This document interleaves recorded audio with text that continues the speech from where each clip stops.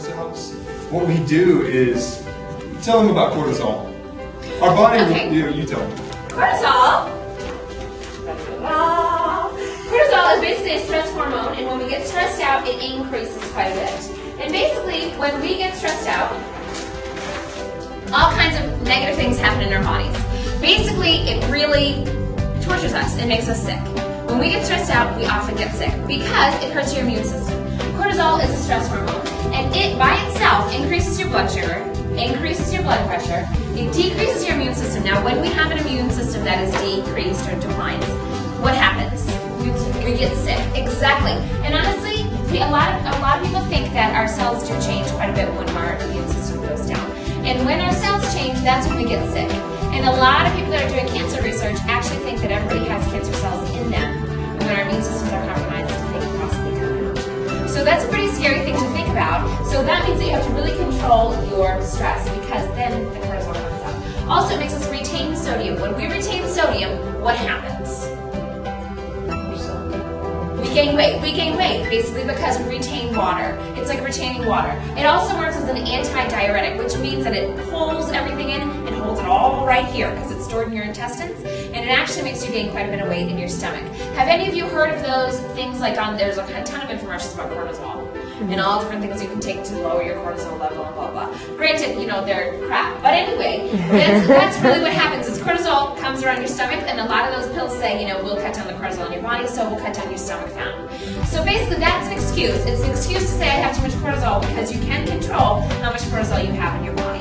So other things that it does, it also increases the potassium in your body. When we have too much potassium, it hurts not only our kidneys, but also our hearts.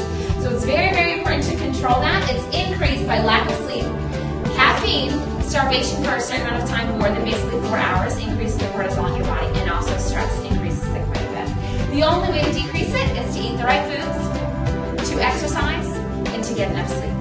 Okay? So that's just one more reason why it's so important to be healthy. Because if we're not, it totally takes over our lives 100%. It's easier, sometimes we think, to be unhealthy, but it's much harder to be unhealthy. Because things like this happen. And honestly, we don't really have that much control of, when we get stressed out, we can't say like, okay, no, don't. It comes out naturally, and then it stores in our stomach. And then the only way to get it to go away is if you're healthy mentally and physically.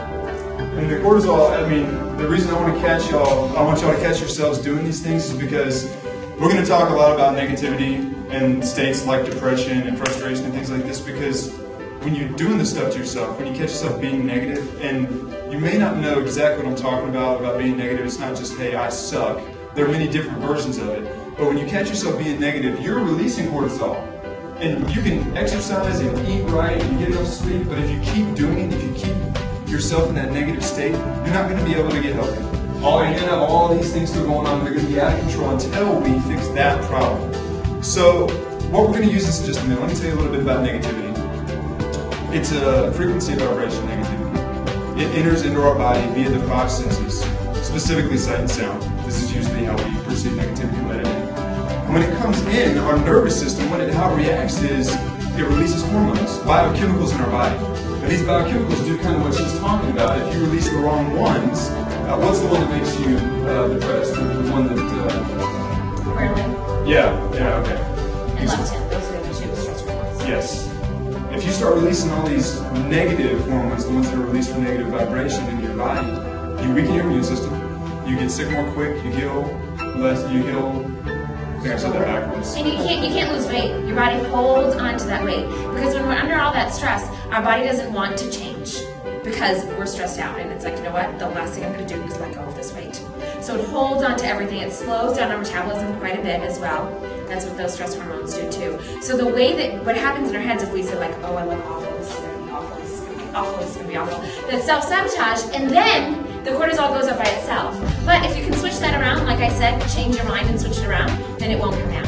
So it's just another step towards being really healthy. And like you said, we can do everything in the world, but if we don't have the right mindset, we're still not going to get healthy physically or mentally. So, the good news, guys, and what we're going to do with this is that